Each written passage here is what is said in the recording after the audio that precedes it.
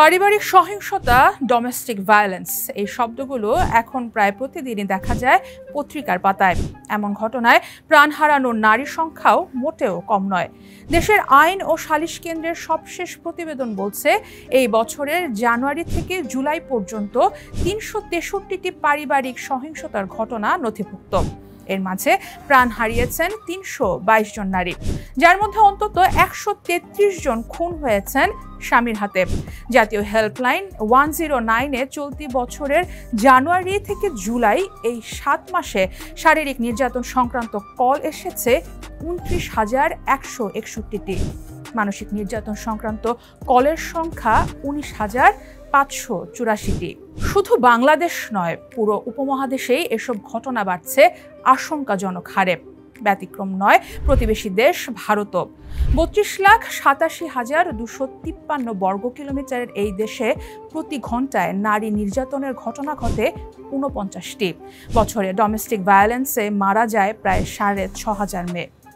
আপনারা প্রশ্ন করতেই পারেন, খেলার প্রতিবেদনে আমি এসব নিয়ে কথা বলছি কেন?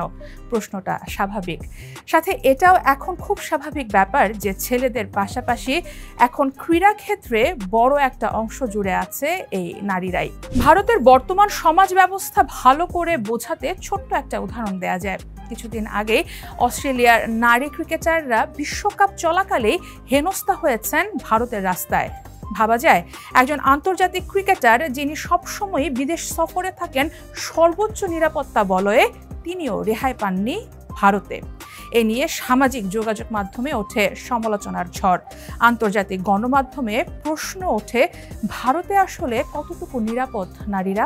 যে বিদেশি তারকা ক্রিকেটারও পথে ঘাটে নিরাপদে চলতে পারেন না, সেই দেশটাই এবার অস্ট্রেলিয়ার মতো দলকে হারিয়ে বিশ্বকাপের ফাইনালে উঠেছে। সেমিফাইনাল শেষে জেমিমা আর হারমানপ্রীতদের কান্না যেন হয়ে উঠেছিল সকল দুর্গম পথ পাড়ি দিয়ে উঠে আসা প্রতিটা মেয়ের প্রতিচ্ছবি হয়ে।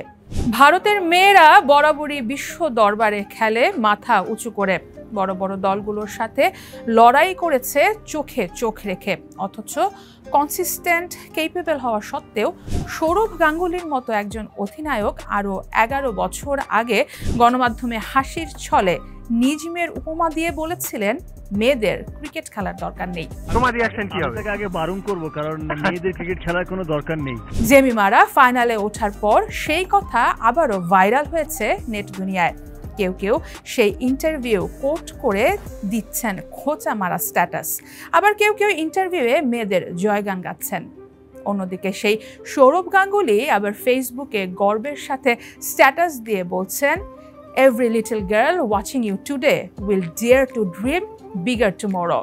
প্রতিবেদনের এই পর্যায়ে আপনার মনে প্রশ্ন জাগতে পারে, ইন্ডিয়ার মেয়েদের সাফল্য গাথা গাইছি, তাহলে কেন শুরুতে বাংলাদেশের মেয়েদের সামাজিক দুরবস্থার গল্প শোনালাম? উত্তরটা সহজ। দুই প্রতিবেশী দেশের তুলনাটা এখন শুধু সামাজিক অবস্থা নিয়ে নয়, বরং অনেক বেশি তুলনা হয় খেলার মাঠেও। বাংলাদেশের মেয়েরা একবার এই ভারতকে হারিয়েই এশিয়ার শ্রেষ্ঠত্ব অর্জন করেছিল। জ্যোতিরা পটেনশিয়াল দেখিয়েই ট্রফি নিজেদের করে নিয়েছিল। কিন্তু সেই এশিয়া কাপ জয়ের পরে বাংলাদেশের নারী ক্রিকেটে যেখানে যাওয়ার কথা ছিল, সেখানে কি পৌঁছাতে পেরেছে? পরিষ্কারভাবেই উত্তর আসে না। সালমা রুমানা থেকে মারুফা, কারো ক্রিকেটার হবার পথটাই সুগম ছিল না। সমাজের কটাক্ষ উপেক্ষা করে পাড়ার ছেলেদের সাথে ক্রিকেট খেলেই শুরু হয় তাদের পথ চলা। শুধু প্রতিবেশী নয়, নিজেদের পরিবার থেকেও আসে পাহাড় সমবাধা। চলতি পথে হেনস্থার গল্প তো আছে ভুরি ভুরি। তারপরও তারা দমে যাননি, হালও ছাড়েননি, এগিয়ে গেছেন নিজেদের স্বপ্ন পূরণের পথে। এখনো যে মেয়েরা লাল সবুজের পতাকার প্রতিনিধিত্ব করে, তারা সুযোগ সুবিধার দিক থেকে অনেকখানি পিছিয়ে আছে।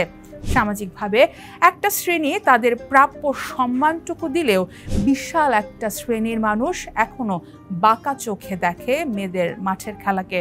তবে এসব পেছনে ফেলেই তো আরও একবার বিশ্বকাপের ফাইনালে ভারতের মেয়েরা। এ জগতে সমালোচনা কিংবা কটাক্ষের উত্তরটা হয় শুধুই সাফল্য দিয়ে। তার প্রমাণ আরও একবার দিলেন জেমিমা, হারমানপ্রীতরা। তাই তো পাশের দেশ থেকে কিছুটা অনুপ্রেরণা বাংলাদেশ দল তো পেতেই পারে। সব প্রতিবন্ধকতা ছাপিয়ে ওরা পারলে আমরা কেন না? সারা মাহবুব, স্টার নিউজ।